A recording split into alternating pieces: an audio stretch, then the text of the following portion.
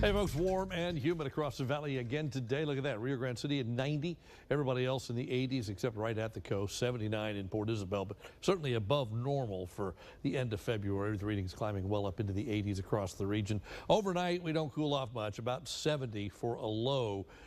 A little bit of patchy fog, especially near the coast, and I think clouds are going to thicken up as the night goes on. And then tomorrow, right back up in the 80s again, very similar to what we were today. Still a lot of clouds, still a southeast wind. Not much change tomorrow. I think if you like today, you're going to love tomorrow. It's going to be kind of a repeat of this. 77 is our normal high now, and look at the next 3 days. 84, 84, 87 on Saturday, and we've moved Sunday up into that realm as well. The front coming in, it looks like late Sunday, bringing much cooler weather. Much cooler weather for the early part of next week.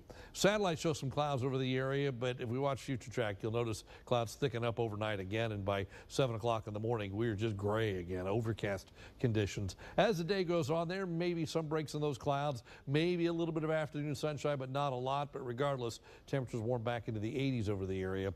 Front's going to fall apart just to the north of us, but while it's in the vicinity, it could trigger some showers north and maybe a sprinkle or two here, but we're still just mostly cloudy Friday morning. But look at the afternoon. A little bit more sunshine. Temperatures warm up again back into the 80s and maybe even warmer than the mid 80s as possible. And then Saturday, even warmer yet. By noon, we're partly sunny.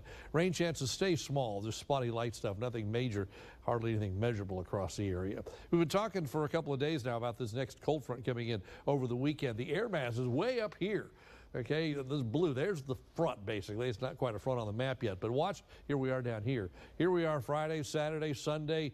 Sunday by 10 o'clock at night, it should be through by then, and that's when the temperatures will start to fall, but it has to come from there to here. So timing, forgive us if we're an hour or two off at this point, but eventually it goes through. Cold air builds in, and Wednesday it's still right on top of us, and then finally by Thursday it starts to move away and we'll warm back up again. But you get the idea.